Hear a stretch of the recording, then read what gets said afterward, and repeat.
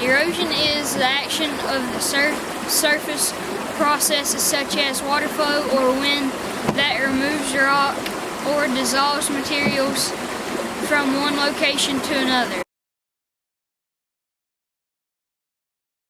I came to Sugar Hollow Park today to show you where the creek has been eroded, and the city of Bristol stepped in with an environmental creek bank erosion project to rebuild the creek banks. They use sandbags and large rocks. They won't wash off, and added plants whose roots keep erosion from happening.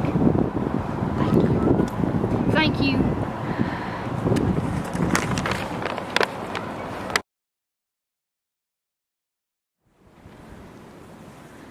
Okay, we're out on our farm at our shell bank. Now we're going to look at some weathering.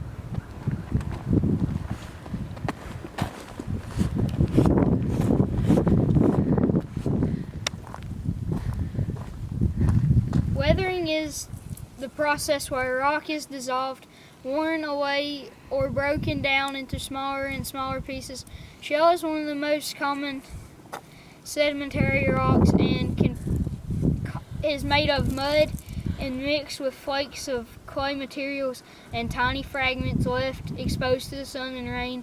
Temperature shell breaks down into smaller and smaller pieces. This process is known as weathering.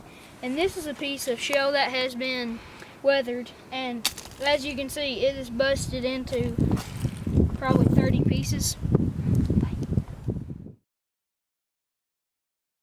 I'm at the Cleveland Church Cemetery, and if you are looking at the tombstones, here are some of the very old are showing signs of weathering. I think this is because rain, snow, ice, wind, and temperature changes over the years. This one has been here since 1919. I'll show you some examples of depositation. But first, let me explain what depositation is. It's a process by which rocks, sand, sediment are deposited by forces of erosion.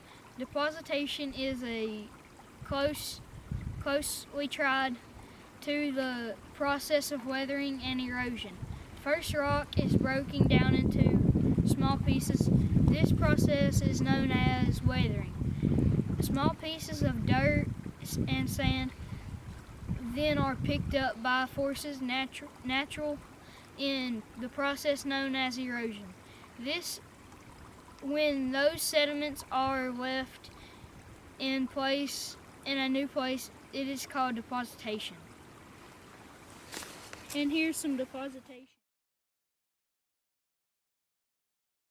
Today we are at the banks of Spring Creek, where the creek meets the South Holston Lake, and I want to tell you about sediment. Sediment is a natural occurring mineral that is broken down by the process of weathering and erosion, and is transported by the action of wind, water, or ice, and by the force of gravity. For example, sand and silt can be carried in suspension by the creek water, and some is found here where the lake meets the creek.